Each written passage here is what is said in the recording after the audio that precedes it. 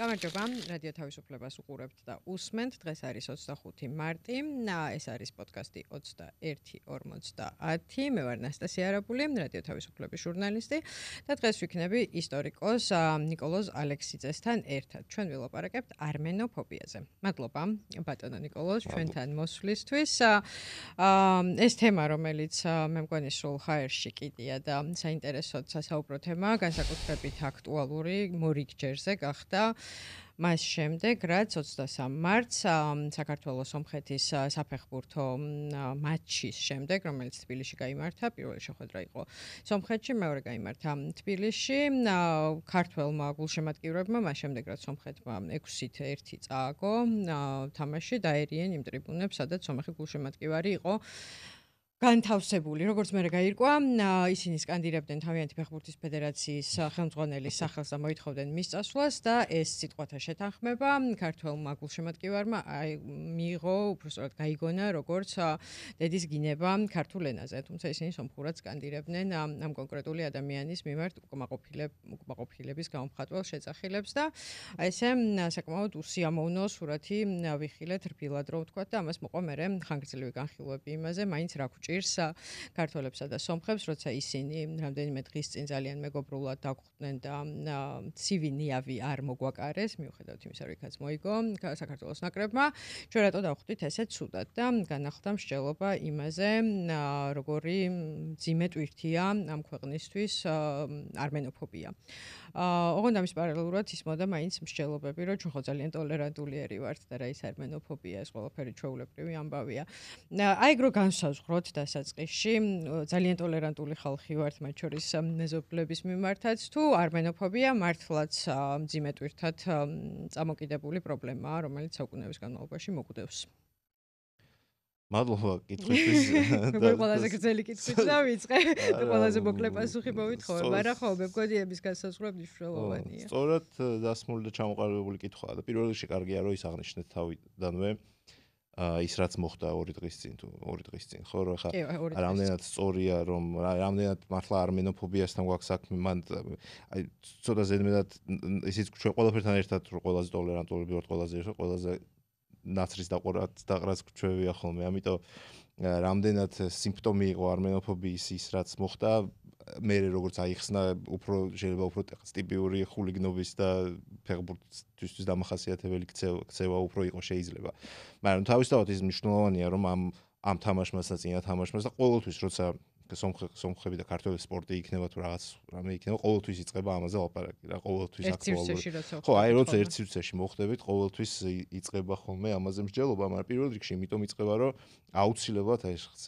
აუცილებლად ამას თანდებს რაღაც ერთი ხუმრობების სერია ხო ეს ხუმრობები შეიძლება უმცირესობა მახვილგონივრულიც იყოს მაგრამ უმრავლესობა არის ხოლმე რასაც უკბილოს ვეძახით და რომლის უკანაც ეს რაღაც შეკავებული არ ვიცი არმენოფობია პასიური აგრესია პასიური აგრესია და დამცირების სურვილი კი დამცირების სურვილი რომელსაც ძალიან დიდი ისტორია აქვს თავის მხრივ რა მაგრამ მეორე კიდე რაც ყოველთვის რაც მინდა ხოლმე რომ ხაზი გაუსვათ ეხა სოფხედობრივი თემაც არის ეს რომ მე არ ვფიქრობ რომ რაღაცა ხალხი არსებობს როგორც ასეთი რომ ქართველებს ეს გვახასიათებს მათ ეს გვახასიათებს ეხა არმენოფობიაც მათ შორის ისევე როგორც ბევრი სხვა თვისება ხალხს არ ეკუთვნის ხო ეკუთვნის რაღაც გარკვეულ წრეს იმ საზოგადოებას ამ საზოგადოებას ფენას სოციალურ კლასს ინდივიდებს ხო ასე და ხშირად ესენი ერთმანეთთან კვეთაში არ მოდის და კვეთაში თან ახლა იმას კიდე რასაც ჩვენ ვეძახით არმენოფობიას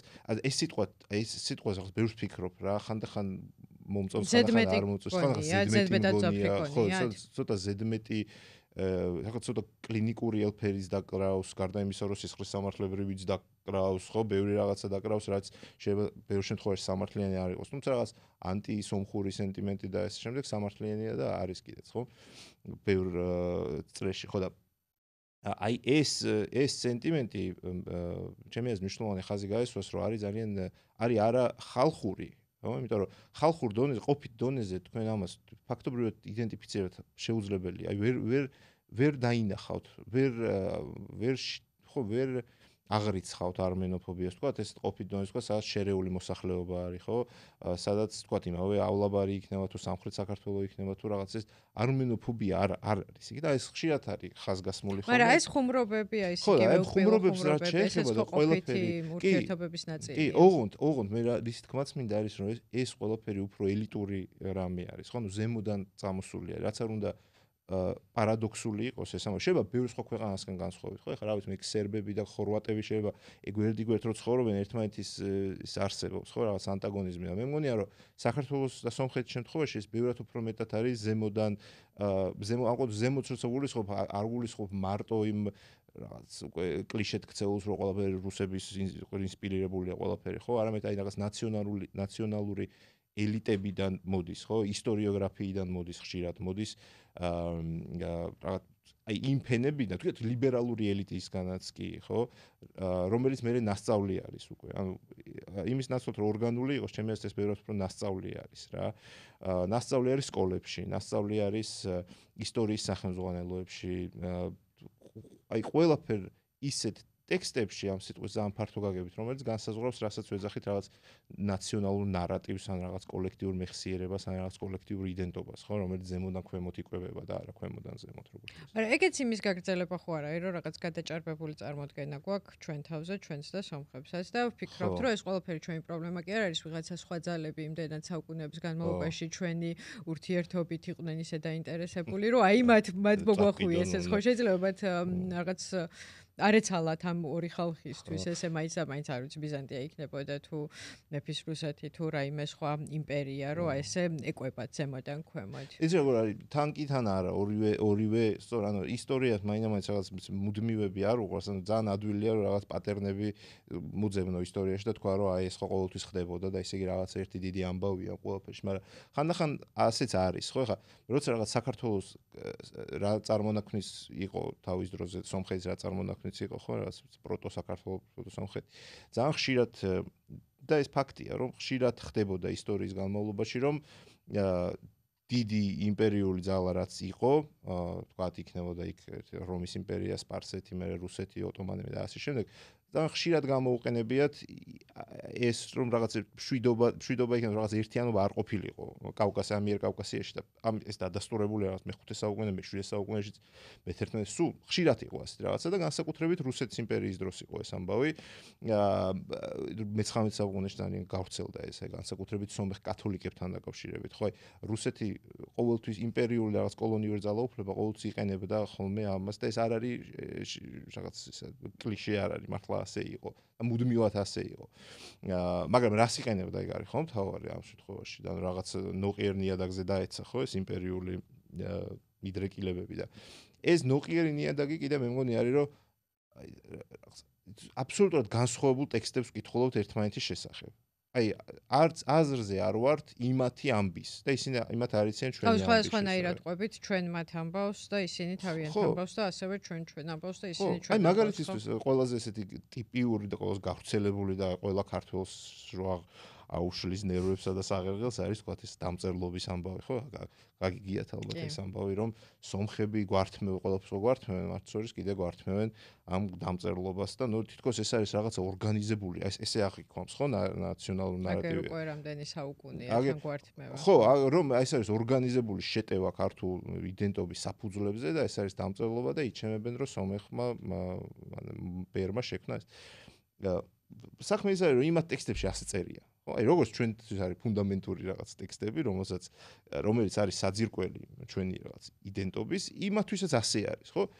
ანუ იმისი თქმა რომ ეს არის რაღაც ორგანიზებული შეტევა, მახსოვს რამდენიმე წლის წინ ჩემი მეგობარი ცხოვრობდა საზღვარგარეთ, ახალი ჩასული, კაი ხნით ჩასული იყო და ტელეფონზე შემომდის ზარი, ნუ ისტერიულად მირეკავს, ძალიან ცუდად არის და ძალიან განერვიულებული იყო რა და მე გაირკვა ასეთ რაღაცა რომ სომეხ მეგობრებს თუ იმას შეხვედრიან და იმათ უთქვამთ ეს რომ თქვენ ხო დამწერლობა ხო სომეხმა გაიგეთა ეს ისე ცუდად გახდა ოღონდ მართლა ცუდად არგუმენტი უნდა და რატო ხო მითხრა ხოვდა რომ ესეთი რაღაცა მითხრესო და ნუ აი ძალიან ცუდად ხმა უკან კალებდა და სასწრაფოდ მომაშველი რამეო რა არგუმენტი და ნუ ეხლა რა უნდა მომეშველებინა ხო ეხლა ყარ დაუწყებდი იმას რომ იცი რა მე-5 საუკუნეშია დაწერილი მაგრამ შეიძლება მე-7 საუკუნეში და ჩანართი რაღაც ფილოლოგიურ ანალიზს ხარ გაგეთ ფაქტი ერთია რომ იმათი ნაციონალური ნარატივი ეს არის ჩვენთან ჩვენთვის ეს მიუღებელი არის ხო ჩვენ რაღაც სხვა ამბავი მაგრამ ამ შემთხვევაში მეცნიერება რას აკეთებს როგორ წყვეტთ ამ დავას თუ ეს გადაუწყვეტელი დავაა თუ ამას არის პრობლემა ჩვენ მეწარმოადგენებსა და ტექსტებთან ვრჩებით და რომელსაც ვიდა იმას ვიჯერებ აი იცით რა არის ძალიან საინტერესო რომ საბჭოთა პერიოდში უბრალოდ საყად მე-19 საუკუნიდან ბოლოდან ამაზე ალბათ მიუბრუნდებით იმიტომ რომ მან ეროვნული ნაციონალური მოძრაობის და ეროვნული მოძრაობის სათავეებთან მივდივართ რეალურად რა გაჩნდა კავკასიოლოგიის კვლევები ხო არმენოლოგიური კვლევები და ასე შემდეგ და ასე შემდეგ. ოღონდ როგორც წესი ეს კვლევები იყო აღქმული როგორც დამხმარე ქართველოლოგიური კვლევებისთვის ხო რომ რაღაც მე განზოგადება არ მინდა ჩვენიერი არმენოლოგები ყავდა და ეს ასე შემდეგ მაგრამ ძალიან ხშირად აღიქვამენ ასე რომ ესე იგი მე უნდა სომხური წყაროები ვისწავლო იმისთვის რომ დავიცვა ქართული კულტურა და იდენტობა ხო ჩემი დავიცვა იმათი შემოტევებისგან ხო რომ ესე იგი აი ამიტომ რაღაც ეს კავკასიოლოგია იქნება თუ ქართველოლოგია იქნება რაღაც მე საომარი იარაღი ჟღარუნად იქცა ხო რომ აი უნდა მოუძებნო არგუმენტები რომ დავიცვა ჩვენი კულტურა აი ამ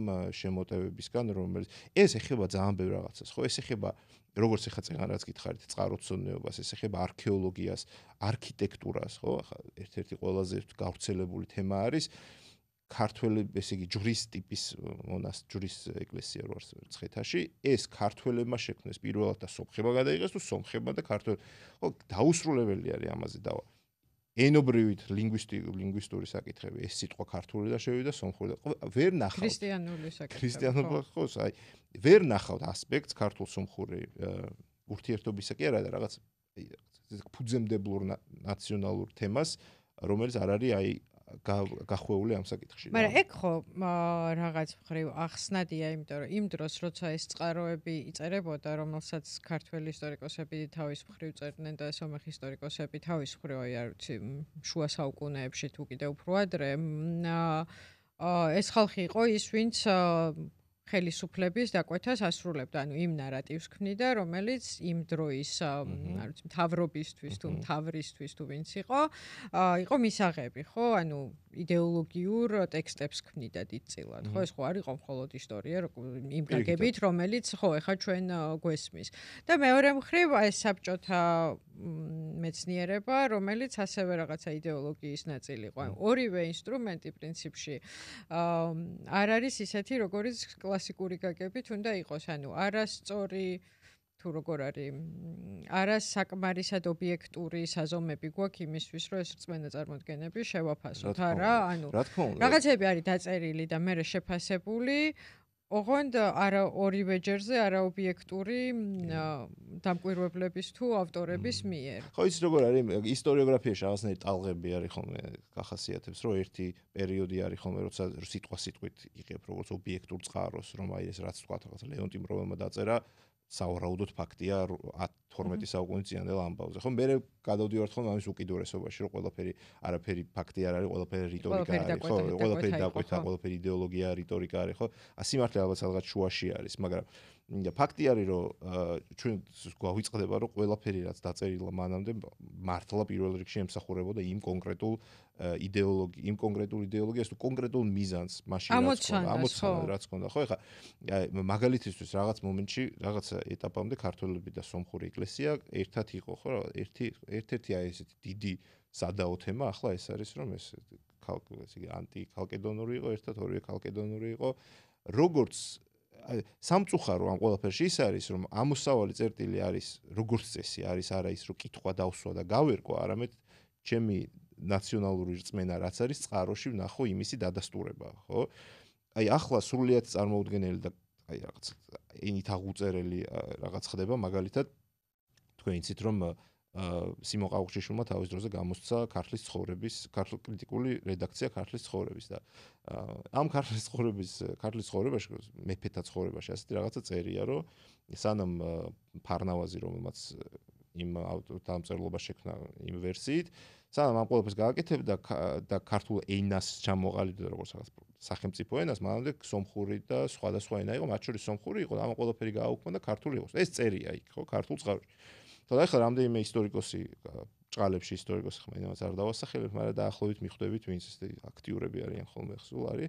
ადანაშაულებენ სიმონ ყაუხჩიშვილს, რომ შენო ეს დაგავალაო საბჭოთა ხელისუფლებამ, რომ ეს პროსომხური რაღაცეები შეიტანო, ხო, ეხლა ეს ხო ხვდებით როგორი ხელნაწერში არის ეს ამბავი, მაგრამ ხომ სიმართლეს ხომ მნიშვნელობა არ აქვს, უბრალოდ ძალიან სიმპტომურია ესეც, რომ აი ესეთი რაღაც აბსურდიც არ ქვია ამას, ხო, რაღაც პერიოდულობით ვრცელდება, ხო? ამ მარათონში ზღვის წყაროში ამოვიკითხო ის, რაც ჩემ თეორიას და უპირატესობას საბოლოო ჯამში დაამტკიცებს, რომელი ქვეყნის მეცნიერები უფრო ბეჯითად არიან ჩართულები. ვის აქვს უპირატესობა? ფეხბურთი ვიცით, 6-1 დამთავრდა ბოლო მატჩი და აქ რა ანგარიში გვაქვს. აი, ხაც ხო ეს დასაწყისში მინდოდა რომ ესეც მეთქვა, რომ არ მინდა რომ რაღაც ესეთი ოიკოფობიური ის დაერქვა სამაღალ ისე თავზე ნაცრის დაყრაო ჩვენ ოთხ ხო, ანუ ამიტომ ვკითხავ, იმიტომ რომ ჩვენ მე მგონი დიდწილად მაინც მსგავსი ხალხი ვართ და ეს ვნებები და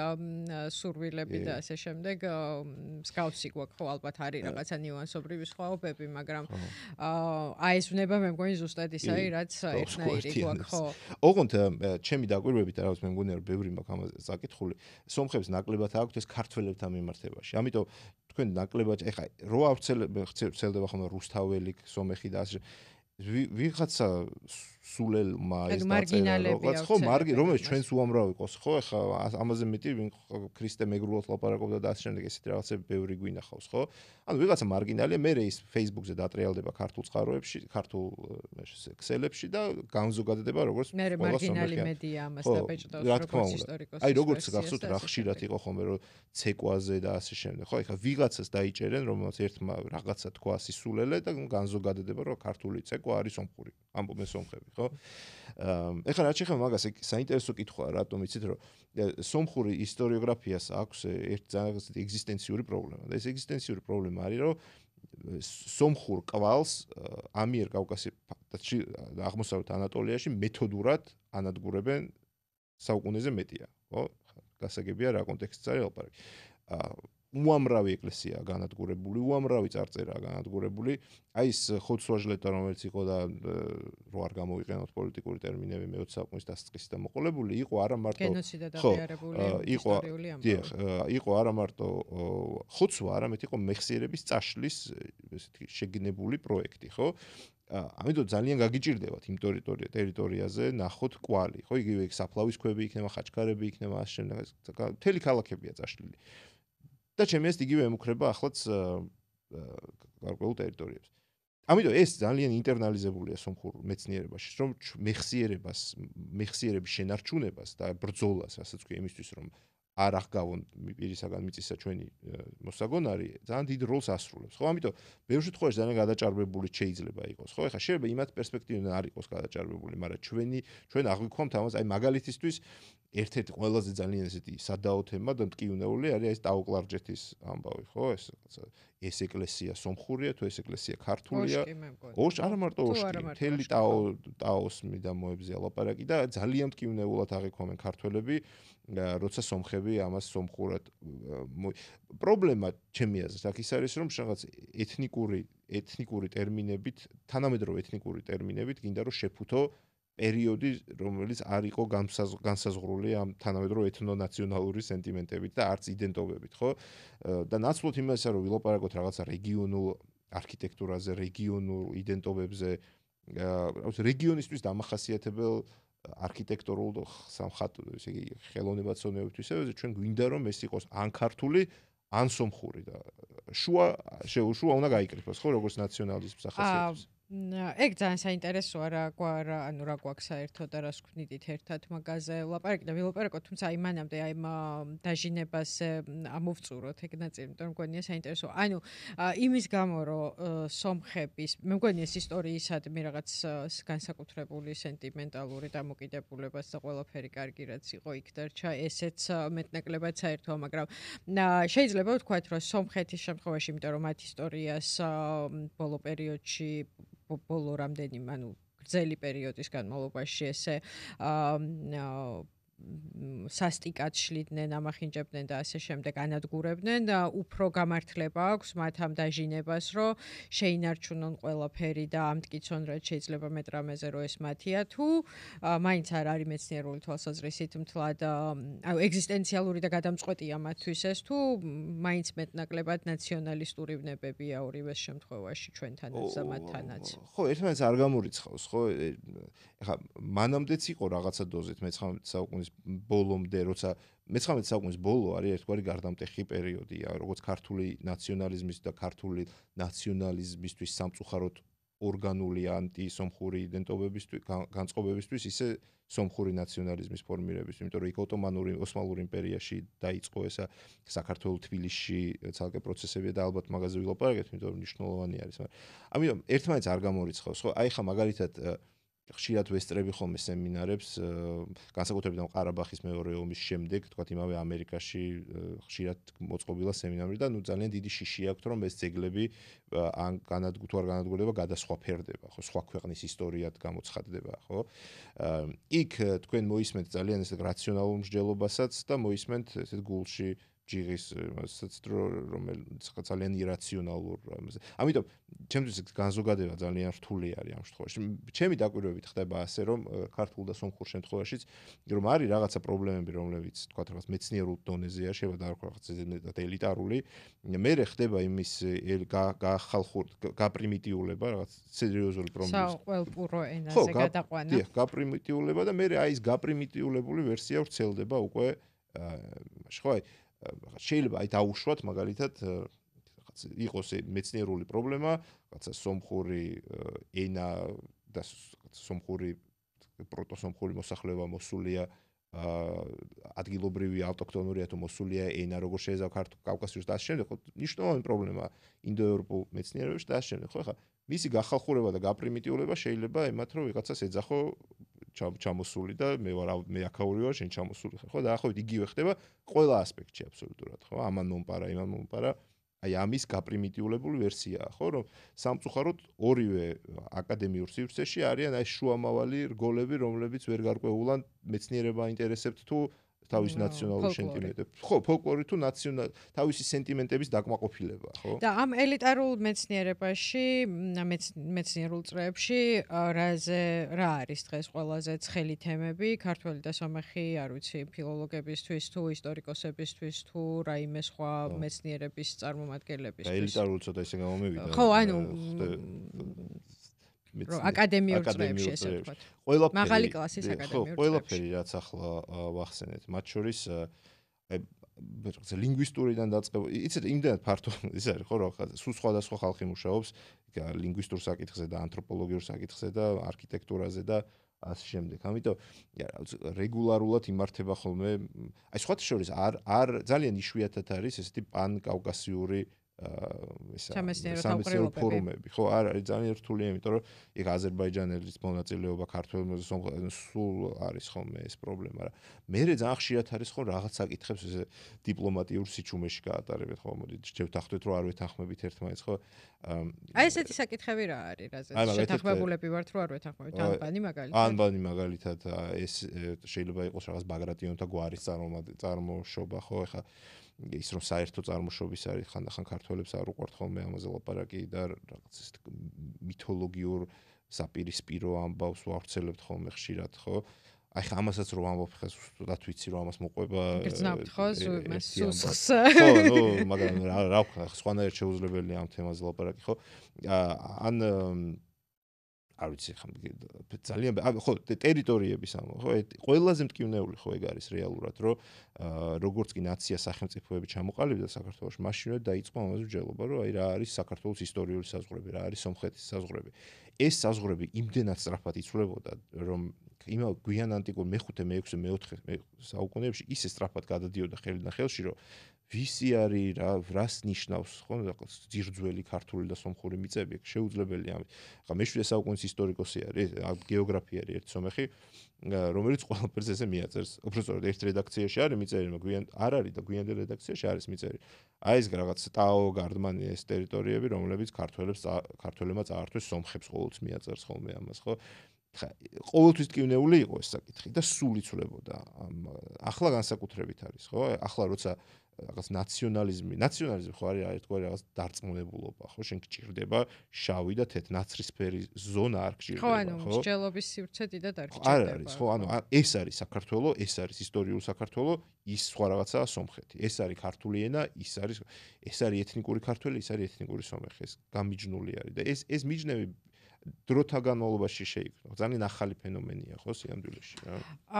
ხო, ეგ არის საინტერესო. აი ამ ფოლკლორიდან თუ შიშებიდან თუ არ ვიცი ირონიული დამოკიდებულებიდან თუ პასიურ აგრესიული დამოკიდებულებიდან რა არის ახალი და მიმდინარე თუ როგორც შეიძლება თქვას აქტუალური და რა არის ის რაც ადრეც ხდებოდა არის მე-12 საუკუნეში ციცოდნენ რომ ეს ამაზე ხუმრობა მოსულა თუ ამას განვიხილავთ მე-5-შიც მე-17-შიც და ასე შემდეგ. აი რაღაცა ხაზი არის რაც სულ უწყვეტად მოყვება ამ დრამატურგიას. კი, ორი რაღაცაა რაც სულ მოყვება. ერთი არის ესეთი რაღაცნაირი შფოთვა საკუთარ იდენტობაზე და მუღალატის მითოლოგია შეიძლება ითქვას რა.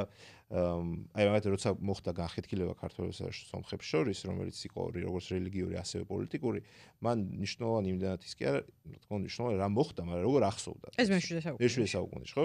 მერე ოღონდ მთელი შემდეგი საუკუნეები იყო ამისი გახსენება. ხო, ამისი გახსენება, რომ აი თქვენ ქართველებმა გახსოვთ რა ცოდვა ჩაიდინეთ რო გვიღალატეთ ქართველებმა იგივე, ხო, თქვენ გვიღალატეთ, ვინ არის მოღალატე.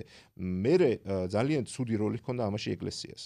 ხო, როგორც სომხურს ისე ქართულს, ორივეს ძალიან, იმიტომ რომ აი თუ მაგალითად იყო რაღაც თეოლოგიური პრობლემა, ხო, ეხლა ძალიან ისევ ესეთი ელიტურების გარჩევა, თუ თეოლოგი დაждდება მართლა ვინც იცის ის მივა დასკვნამდე რომ აქ არის რაღაცა ლინგვისტური პრობლემა, აქ არის გაურკვევ სინამდვილეში შეიძლება საერთო რაღაცას ვამბობთ, მაგრამ მე ის ნამდვილი პრობლემა რაც არის, ის დაიწრიტება ხოლმე ძალიან მავნე და მახინჯ რიტუალურ თუ ფოლკლორულ რაღაცად. ხო, აი მაგალითისთვის არსებობდა თქვათ რაღაცა, არსებობდა ესეთი სომხური დიდი მარხვის წინ პატარა მარხვა იყო ხოლმე, რომელიც რაღაც ძველი ტრადიციის განმონაშთი. სხვა შორის სომხურ ეკლესიას ახასიათებს ის რომ თქვათ ისე შობას 6 იანვარს აღნიშნავენ, ეს არის ყველაზე ძველი ტრადიცია არის სინამდვილეში, სანამ 25 გაჩნდებოდა და ასეთი იყო ესეც.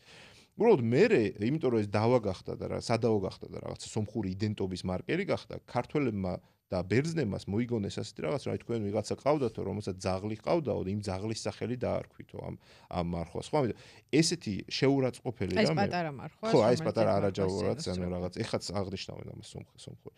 ხო, ესეთი რაღაცები ძალიან ხშირად იყო. ანუ აი მაგალითად რაღაც თამარ მეფის ცხოვრებაში არის ეს ძალიან უხერხული ამბავი, რომ აი გადაწყვიტეს, რომ მასაკნან გადაწყვიტონ საბოლოო ჯამში სომხური ეკლესია მართალი თუ ქართული არის მართალი და ბევრს მსჯელობენ და ბოლოს გენიალური აზრი დაებადა ერთ თავში, რომ მოდიო, ესე იგი პური ვაკურთხოთო, თქვენი წირვა ჩაატარეთ, ჩვენსაც ჩავატარებთ, ვაკურთხოთ პური, ზიარების პური და გადაუგდოთ ძაღლსო.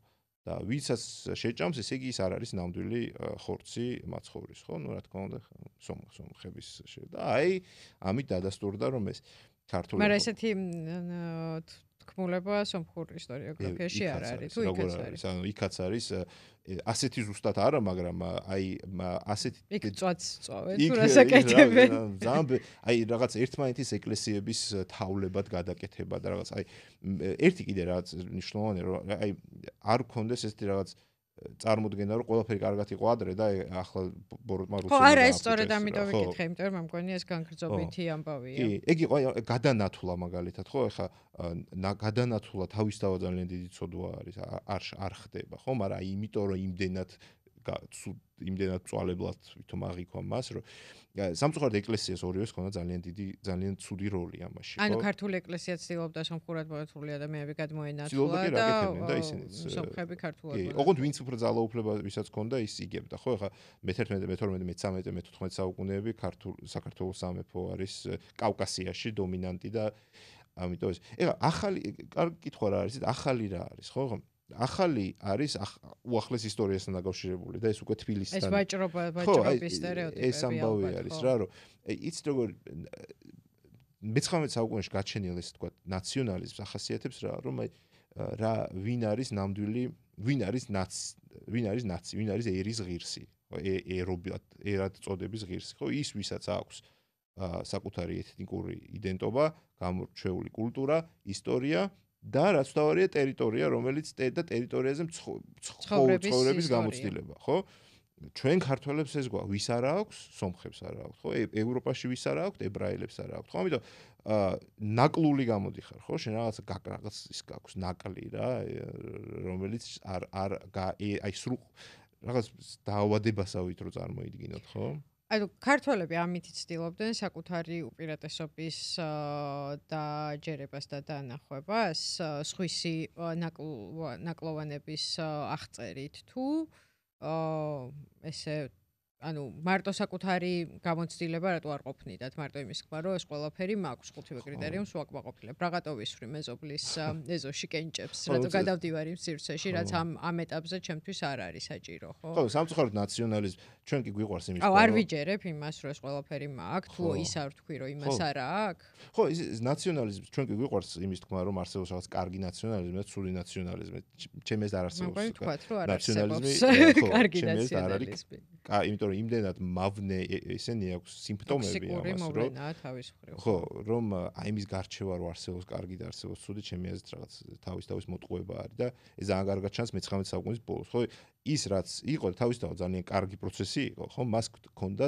თამდევი ძალიან მავნე პროცესები და ეს მათ შორის ეს არის არმენოფობიის თუ ანტისომხური სენტიმენტების ხო როგორც აი თქვენ ძალიან ხშირად ნახავთ იმავე ტექსტებში რომელიც ჩვენ რაღაც ლიბერალური ნაციონალიზმის ფუძემდებურ ტექსტებში რომ სტუმრები არიან სომხები ხო ხა თბილისში სტუმრები რამდენად სომხები იყვნენ სტუმრები კიდე გასარკვევი არის ხო რომ სტუმრები არიან და მაგრამ ღალატობენ არ გვენდობით ეკვრებიან მტერს ანუ რუსეთს ჩვენზე მე ხო სხვა შორის სომხურ ესე იგი თბილისის სომხურ ელიტაშიც იყო ეს რომ ქართველები ღალატობენ იმიტომ რომ რუსებს ეკვრებიან ორივე ერთმანეთს ვადანაშაულებდით რომ იმპერიულ რუსეთს თან არიან შეკრული ჩვენს წინააღმდეგ და მაგრამ ამაში ალბათ იყო სიმართლე იმიტომ რომ ორივე მხარეში იყო ხალხი ვინც ეკვროდა რუსეთს ხო კი და რუსეთი ძალიან კარგად იყენებდა ამას ხო აი ერთ-ერთი შედეგი ამ ყველაფრის იყო მე-19 საუკუნის ბოლოს ილია ჭავჭავაძემ გამოაქვეყნა ქვათა ღაღადი თუ გახსოვთ ის ქვათა ღაღადი იყო აი რაღაცა შეჯამება ყველაფრის აი რას გვერჩიან რას გვედავებიან სომხები და როგორ უნდა დავიცვათ აგენად თავი. რას პასუხობთ ჩვენ მას? ხო, რას პასუხობთ ჩვენ მას? ხა სამწუხაროდ მე კარგს ბევრს ვერაფერს ვერ ვიტყვი ამ ტექსტზე, იმიტომ რომ ილია ჭავჭავაძის ძალიან ბევრი დამსახურება აქვს, ძალიან ბევრ სფეროში, მაგრამ ეს არ ამგონია რომ ის ყველაზე ძლიერი ასპექტი იყოს. და ისევ იგივე მოხდა აქ, რომ ეს ქვათა ღაღადი გახდა რაღაცნაირი სამაგიდო წიგნი, სხვა შორის არა მარტო ქართველებისთვის, აზერბაიჯანელებისთვის, ნათარგმნიც არის და იქიდან ამოღებული ეს რაღაც პატარ-პატარა მონაკვეთები, აი გახდა აი ამ არმენოფობიული სენტიმენტების მკვებავი ძალიან ხშირად რა. თუმცა უცნაურია ილიას ბევრი ტექსტი ესე კარგად არ შეუთავსებია და გაუაზრებია და უქცევია სახელმწიფო პრინციპებად ამ ქვეყანას და ეს რო გამოარჩეს ამასაც ალბათ ქონდა რაღაცა საფუძველი. კეთილი, მაშ რა გვაქვს საერთო? რაზე შეგვიძლია დავაფუძნოთ ჩვენი კეთილმეზობლობა, კეთილგანწყობა, თანამშრომლობა და საერთო ინტერესებისთვის ერთად მუშაობის შესაძლებლობა. საერთო გვაქვს თითქმის ყველაფერი. ანუ ერთი და იგივე ამბავი, ქართულ-სომხური ურთიერთობა შეიძლება დაწერო ისტორია იმაზე, როგორ ყველაფერი განსხვავებულია და ზუსტად ისეთივე დაწერო, როგორ ყველაფერი საერთო გვაქვს, ხო? დაწყებული ის პოლიტიკური მოვლენა ერთად რაღაც ანტიიმპერიული აჯანყებები იქნებოდა მე-5 საუკუნიდან მოყოლებული იქნებოდა სულ საერთო იყო ეს ყველაფერი ხო წარმოუდგენლად საერთო გვაქვს კულტურაც იმდენად რომ ისევ იმაგის ბრალია იმიტომ რომ არ ვიცით ეს ხო არ სომხეთში ჩადიან და უკვირთ ხა ქართველებს ხშირად რომ რა კარგი არის აქ ხო? კი, ყველაფერი გავს ლანდშაფტი. ხო, გავს ადამიანები გვანა საჭმელი გავს, მაგრამ აი ხო შეგიმჩნევთ ახლაც კი ფეხბურთზე რომ ფეხბურთზე რამდენი ადამიანი ჩავი ყველა იქ ჩასვლაზე ქართველებს უკვირთ ესე კარგად რატო ხვდებიან ხო? ანუ განწყობილი ხარ რომ თითქოს რაღაც უნდა გამოიწვიოს ამან. საერთო არის და ყველაზე მნიშვნელოვანი რაც უკვე ამ ყველაფერს ცდება არის ის რომ აი დღეს როგორ საერთო არის ის რომ საქართველოს და სომხეთს ისტორიული მისია არის რომ დააღწიოს თავი აი ამ რაღაც კოშმარულ მოცემულობას და გააღწიოს თავი ევროპაში. იმპერიას და დააღწიოს თავი. და ეს სულ არის ძალიან თითქოს აი რაღაცნაირი ის არის ბედის წერა არის რომ მუდმივად ეს ხდება რაც ეხლა მოხდა ხო რომ წარმოიდგინეთ ხო მე-19 საუკუნის ბოლო არის და საქართველოში არის რაღაც ესეთი ანტიიმპერიული ანტირუსული სენტიმენტები სომხები მაინც და მაინც ამას არ იზიარებენ იმიტომ რომ მათ ოსმალური იმპერია მათთვის ისტორიული მტერი მათგან გათავისუფლება არის ისტორიული ამოცანა ხო ვერ ემთხვევა ეს ერთმანეთს და ეს ძალიან კარგად ჩანს დიასპორაში ურთიერთობაში ხო ახლაც იგივე არის ხო რაღაც თითქოს დაემთხვა რომ საქართველოს და სომხეთი ორივე შეიძლება და პროევროპული ყოფილიყო როგორც კი სომხეთი გახდა კაფიოდ პროევროპული საქართველოში მოხდა ის და ხდება ის რაც ხდება ხო აბსოლუტურად საპირისპირო აი ესეც ძალიან საინტერესო ის არის რომ აი ეს რაღაც ძველი ნარატივები მითოლოგიები ღალატის იქნება თუ რაღაც ისევ აქტუალურდება ხო ისევ სომხებთან არის ისევ ვიღაცა ქართველმა გვიღალატეს ბოლოს გვიღალატეს ხო რომ აი ერთად უნდა გავსულიყავით ამ ფონს სამშვიდობოს და გვიღალატეს მე რომ ვკითხოთ თლათ არასწორი არ არის ეგ საინტერესოა ხო ერთად გასulis შემთხვევაში იმიტომ რომ ჩვენ ასოცირებულ ტრიოში სხვა ქვეყნებთან ვიყავით ხო გაერთიანებული ერთად რომლებმაც გაგვასწრეს აქაც მიუხედავად იმისა რომ ლიდერები ვიყავით მოლდოვა უკრაინასთან ვიყავით ევროკავშირთან ასოცირების გზაზე ამ სამეულში მაგრამ აი ვინაიდან ახლა ამაზე ვლაპარაკობთ ერთად მეტი შანსი გვაქვს თუ ცალ-ცალკე გაძრომის თუ შეიძლება ეს სიტყვა გამოვიყენოთ გზა შეიძლება უფრო ისეთი მიმზიდველი ჩანდეს რომ აი მარტო მოვახერხებ და ვუსხლდე, იმიტომ რომ იმას მაინც სხვა მტერი ყავს ისტორიულად და მე სხვა მეზობელი მყავს, რომელიც უფრო ახლოს არის ჩემთან. მე არ მგონია ეგ, იმიტომ რომ გინდა არ გინდა საბოლოო ჯამში მაინც აი ახლა განსაკუთრებით აღიქვამენ როგორც რეგიონს და სომხეთი და საქართველო უნდა იყვნენ ყველაზე ახლო მოკავშირეები იმისთვის რომ ამას გაუძლოთ აი ამ რაღაც იმპერიულ შემოტევას თუ ანტილიბერალურს თუ რაც ხდება ახლა ხო რაღაცნაირად ერთად უნდა გაუძლოთ ამ ყველაფერს და ესეც ქონია ამის გამოცდილებაც რა ამიტომ მე მგონია რომ სომხეთი და საქართველო უნდა თანამშრომლობდნენ ამ საქმისთვის ეს ძალიან კაი სურვილია მაგრამ რა რესურსი გვაქვს ამისთვის გადავიდეთ ისტორიიდან პოლიტიკაზე რომ შევძლოთ აი რაღაცა დიდი ეროვნული ბევრი საუკუნის განმავლობაში დასახული მიზნის მიღწევა სამშვიდობოს გასვლა საკუთარი ადგილის პოვნა არა რაღაცა დიდ გაერთიანებაში შემავალი ერთი პატარა ნაწილის არამედ აი ეს რაღაც ღირსეული ქვეყნის პატარასი მაგრამ ისტორიulis რომელსაც აქ და მოწონს თავისი დამწერლობა ენა კულტურა და ასე შემდეგ რა როგორ შეიძლება გაერთიანდნენ მოკლედ საქართველოს და სომხეთი ამ გზაზე მით უმეტეს ეხლა სხვა მოცემულობა გვაქვს ხო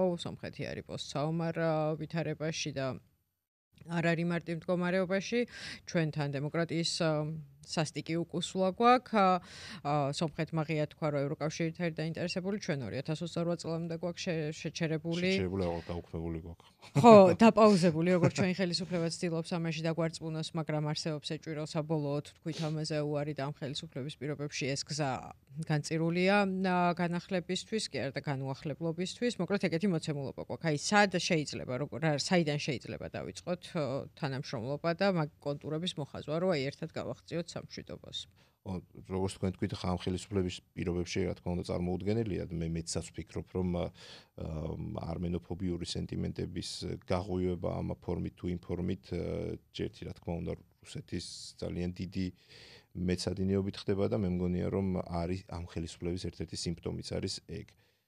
ამიტომ პირველ რიგში რა თქმა უნდა ეს ვითარება უნდა შეიცვალოს, მაგრამ მე მგონია რომ ოპოზიცია იქნება თუ სამოქალაქო საზოგადოება იქნება თუ ის ხალხი, ვინც გავართ თქვათ ქუჩაში და რუსთაველზე და თქვათ პარალელურ პოლიტიკურ პროცესის შექმნას ვცდილობთ, უნდა გავიაზროთ რომ ახლოს უნდა მოკავშირე უნდა ვნახოთ სომხეთში, ხო? მოკავშირეები უნდა ვეძიოთ სომხეთში და მე მგონია შესაძლებელი არის და სომხეთიდან მე მგონია ყოველთვის არის ამისი მზაობა რა. ჩვენ მაინც თქვათ ეს ლიბერალურად განწყობილ ხალხს ხო გვესმის არმენოფობიის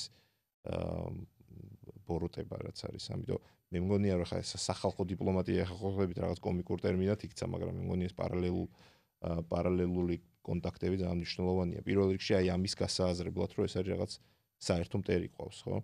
სომხებს ძალიან დიდი ხანი დასჭირდათ და ახაც ხო გაყოფილია ამაზე სომხეთი რომ რუსეთი არის მათი მტერი. ყოველთვის იყო რაღაც ლიბერალურ სივრცეებში ეს, მაგრამ სომხეთი ნელ-ნელა იაზრებს ამას სომხური ელიტები და იქაც იგივე პროცესები არის, ოღონდ იქ ამოტრიალებულია როლი, ხო? ეხლა იქაც გაჩნდა დაიწყო ამაზე გლობალური ომის პარტიაზე და ამაზე Deep State-ზე ლაპარაკი და ხო, ამიტომ ამ იმპერიული ზრახვების თუ თეორიების ეს დამყოფი თეორიების მიმართ ერთნაირად მოწყვლადები ვართ ორივე ქვეყანა? ნაირად გვაერთიანებს ესეც არის? ერთნაირად სხვა რეზისტენტულობა გვაქვს. სხვადასხვაც არის და ერთნაირად სომხეთს კიდე ძალიან კონკრეტული გამოცდილება აქვს, რომელიც კიდე უფრო მოწყვლადს ხდის მას. ხო, ეს არის თურქეთთან ურთიერთობის გამოცდილება, აზერბაიჯანთან, ანუ სომხეთი ბევრად შეზღუდული არის. ბევრ მხარეს ყავს ესეთი. მათი მდგომარეობა ძალიან მყიფე არის. აი ერთი ჩემი ნაცნობია, რომელსაც სოციალური მედიის ანალიზია გამზე გაკეთებული და კვლევა აქვს ჩატარებული, ესეთი ჯერ არაოფიციალური, რომ როგორც კი სომხეთის შემთხვევაში ხდება რაღაცა დათბობაზე ლაპარაკი, ან რაღაც კონტაქტები, თქვათ, იმავე თურქეთთან, აზერბაიჯანთან, ახლა სხვა პროცესია, მაგრამ საქართველოსთან, განსაკუთრებით თურქეთთან, მაშინვე იწყება რუსეთიდან, ესე თქვათ, შეთანხმებული რაღაც წარღვნა სოციალურ მედიაში, მაგალითად იმავე სომხების ხელმძღვანელოზე გენოციდზე, ასე შემდეგ. საქართველოსთან მიმართებაში ეგრევე აღმოაჩენ, რომ მოსკოვში ვიღაც თუ რაღაც რუსეთში ვიღაცამ დაპოსტა, რომ აი ჩურჩხელა, სომხებმა თქვა, რომ ჩურჩხელა ქართული არის, ხო, იმისთვის რომ აზვირთდეს ეს პროცესები და ძალიან მოწყვლადები ვართ ამაზე, ხო? არაფერი არა, ეხლა მე მყავს ახლობლები, რომლებიც ლიბერალი არავინ არ მეგულება, მაგრამ ნუ აი ეს ჩურჩხელა და ხაჭაპური არ გასდით, ხო? აი რაღაც წითელი ხაზები არის, რომ შეიძლება ხუმრობით გააზიარო, მაგრამ შენ კი ხუმრობით აი ხა აი თუნდაც მაგალითად, ხო, ეხლა ხუმრობით იყო გავრცელებული, რომ რომელიღაც სომეხმა მწვრთნელმა თქვა, რომ ხვიჩა გვარაცხელია, ხო, სომეხი, არ შეიძლება თქვენ შეხვდათ Facebook-ზე, ხო? ოღონდ ის რო ხუმრობაა, იმაში არის, რა ქვია, კომენტარში, პირველ კომენტარად არის და არა თავში, ხო? რამდენი გაზიარება ჰქონდა იმას? აი უმარტივესი არის. და ამაზე რა, ეგეც ცოტა ის არის, ჩვენ თავზე მაღალი წარმოდგენა გვაქვს, კრემლში მოიფიქრეს, რომ ესეთი ხუმრობა დაეპოსტა ვიღაცას Facebook-ზე, ანუ ეს ხო ადგილობრივი მაიმუნობა. აი ამაზე ხო ვერ ვიტყვით, რომ იმპერიული ინსტრუმენტი გამოჩნდა ჩვენ დასაყოფად.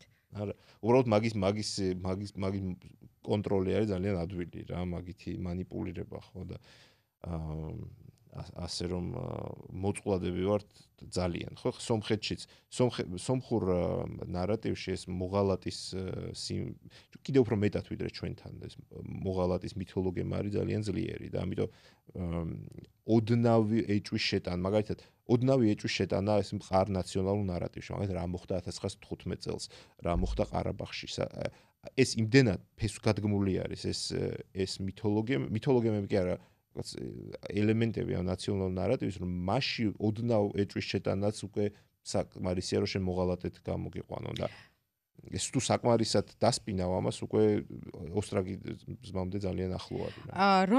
ისტორიის რომელი მონაკვეთის მიმართ არის, მაგალითად სომხეთი უფრო მგრძნობი არის ქართველების მე ამბები მეტნაკლებად ვიცით, აი ეს უახლესი პერიოდის, თქვათ პოსტსაბჭოთა, სადაც ომები ქონდა თუ აი ეს ძველი დიდი ისტორიული მდიდება და პატივი სადაც ქონდა თუ აი შედარებით ნეიტრალური, სადაც დიდი არაფერი ხდებოდა და შეგიძლია ის ამტკიცო, რაც გინდა. ესეთ რაც მოხდა მე-20 საუკუნის დასაწყისში განგრძობადად რო ვთქვათ, ხო, რასაც სომხური გენოციდი ჰქვია. ეს ხელა დაღი იყო და დამღა სომხური იდენტობისთვის ყველა ასპექტში, რომ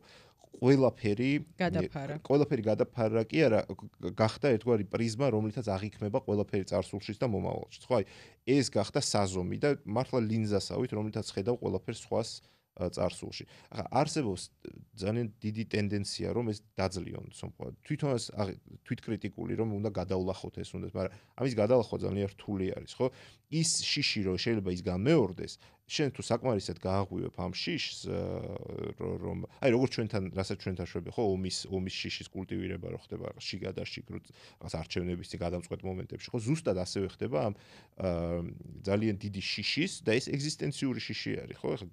გენოციდზეა ლაპარაკი ბოლო-ბოლო, ხო, რომ ეს კიდევ უფრო მოხდება და თქვენ რომ ვამბობდით წეგან რუსეთიდან არის თუ არ არის, ეს ნამდვილად იყო ამდენი ხნის მანძილზე აი ეს შიში გამოყენებული კონტროლისთვის, რომ თქვენ თუ აი ამ რუსეთიდან, რა თქმა უნდა, თუ თქვენ თუ აი ამ მოცემულობიდან თავის დახსნას შეეცდებით, მარტო დარჩებით და გამეორდება იგივე რაც მოხდა 1915 წელს. თურქეთი ყავთ აქეთ აზერბაიჯანი, ხო, ხა. ანუ აზერბაიჯანი ამიტომ გონია მე რომ რაც მოხდა 2020 წელს იყო შეთანხმებული რუსეთთან. ხა აზერბაიჯანი ოფიციალური აზერბაიჯანი როგორც ტრამპი რომ იმას ტრუდოს მოიხსენიებს გუბერნატორად და 51 შტატად ოფიციალურ ენაში სომხეთის უდიდესი ნაწილი ფაქტობრივად მთელი სომხეთს უწოდებენ დასავლურ აზერბაიჯანს, ხო? ეს ხო არა მარტო დეჰუმანიზაციის აქტია, არამედ საერთოდ გაუქმების ხო, ყველაფრის იგნორირების ეს არის და ხა წარმოიდგინეთ ამ შიშით როცა ცხოვრობ ძალიან ადვილია ნახო ის ვინც ყოველთვის მაგრამ მეორე მხრივ ეს გენოციდის შიში შეიძლება თვითონ ქვეყნისთვის და საზოგადოებისთვის ერთგვარი ფარი და დამცავი იყოს, ხო? იმიტომ რომ ჩემთვის მაგალითად ბუნდოვანია ხოლმე ერთი ეს ომის მითოლოგია, რაც გვაქვს, რომელთაც გვაშენებენ და ასე შემდეგ, მაგრამ მეორე მხრივ თუ აი მტკივნეულ წარსულს შევეხებით, ჩემთვის ბუნდოვანია, როგორ შეიძლება ქვეყანას, რომელსაც აქვს საბჭოთა რეპრესიების გამოცდილება, ნაკლები მგრძნობელობა ქონდეს აი ესეთი რეპრესიული სისტემების ჩამოყალიბების გზაზე. რატო არ გვაქვს მაგას? ხო, რატო არ გვაქვს? ანუ ვერ ვიგებ, როცა ახლო წარსულში ეს უკვე გამოიარა ამ ხალხმა და რაღაცა მეხსიერება ჯერ კიდე ცოცხალია და რაღაც ცოტა, მაგრამ ის ადამიანებიც შეიძლება იყვნენ ცოცხლები, ან მათი გამოცდილება მასშტაბ თავმოვლებში არის ცოცხალი. რეპრესიული სისტემის ჩამოყალიბებას ან რაღაც შედარებით ნაკლები მღელვარებით თუ შიშით ვუყურებთ. ხო, მეორე მხრივ ეს გენოციდის შიში შეიძლება ხელს უშლიდეს მეზობლებთან ურთიერთობის დათმობაში თუ მოკავშირეების პოვნაში, მაგრამ მაგ შიშის არ დავიწყებთ, მაგ გამოცდილების შეიძლება მისი დამცავიც იყოს თუ არა.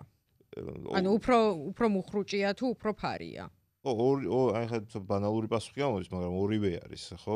რაღაც მომენტში მუხრუჭი ხდება, მაგალითად ყარაბაღთან მიმართებაში ეს რაღაც შეუვალი პოზიცია, რომელიც ჰქონდათ რომელსაც ახლა ფაშინიანი ცდილობს ამას დააღწიოს თავი, მაგის გააზრება არის, ხო? რომ რაღაცა მეხსიერების ამბავი. ხო, აი მაგალითად ახლა მე არ მინდა სხვის ნაცვლად ლაპარაკი, მაგრამ თუ გახსოვთ ახლა ერდოანთან ფაშინიანის შეხვედრა რო იყო, იქ აი ამაზეც ესეც კი ახსენა ფაშინიანმა, რომ რაც მოხდა 1915 წელს, არა რომ ისტორია ინტერპრეტაციების საკითხია და ახლა ჩვენი პრიორიტეტი არ არის რომ მივაწვეთ აი ამ საგარეო პოლიტიკური ამოცანა არ არის ჩვენი გენოციდის აღიარება, ხო? ეს რაც შეიძლება რომ დავთმოთ. იმას კი არ ნიშნავს რომ ჩვენ დავივიწყოთ ეს რაც არ მოხდა. უბრალოდ ეს პირობა შეიძლება რაღაცნაირად დავთმოთ იმისთვის რომ თქვა გაიხსნა საზღვრები, კომუნიკაციები, რაღაც პერსპექტივა ჰქონდეს. ამიტომ ორივე არის რა. ეხლა ერთი არის რა თქმა უნდა ნაციონალური ნარატივიც არა სხვების საკუთარ თავზე, მაგრამ სომხების შემთხვევაში ხა პატარა ერი არის და ალბათ არ არსებობს ოჯახი, რომელსაც პირადი გამოცდილება არ აქვს ის რაც იმ ამბებისა, რაც ანატოლიაში მოხდა, ხო? არ მგონია იყოს ახლა დიასპორაში რო არ არის ფაქტია, იმიტომ არის დიასპორა რომ თავის დროზე, ამიტომ თვითონ დიასპორის არსებობა, რომელიც ასეთი გავლენიანი არის, განპირობებულია იმ მოვლენებით, ხო? საფუძველი არის მათი იდენტობის. და საქართველოში, რა ვიცი, შეიძლება იმავეს თქმა, ელიტა, რომელსაც რეპრესიები შეეხო, აღარ არსებობს. მათი ხო, მაგრამ ხო, არა, ყველა ოჯახს ალბათ არ შეეხო, მაგრამ ძალიან დიდ ნაწილს შეეხო მაინც. ხო. მაგრამ ნუ შეიძლება რეპრესია და ნუ შეიძლება კი არა რეპრესია და გენოციდი პრინციპში მაინც სხვადასხვა რამეა. ხო, მაგრამ რთული ესა იცით რა არის, ქართულ ნაციონალიზმს ხო საბჭოთა ნაციონალიზმის სტალინის კულტი ძალიან დიდ როლს თამაშობდა ამაში, ხო და მე გადაწერაც ისტორიის რომ სინამდვილეში ეს კი არ იყო, ასე იყო და ამიტომ იმდენად აიბლანდა, სხვა თემაა კიდე, აგერ ხედავ წიგნებს ამ თემაზე, მაგრამ იმდენად აიბლანდა ეს რაღაც ნაციონალური იდენტობა და სიამაყე სტალინით და იქ რა მოხდა და იქნებ რაღაც გაზლაითინგში აღმოჩნდით, რომ სინამდვილეში ასე კი არ იყო, სხვა რაღაცა იყო აიბლანდა.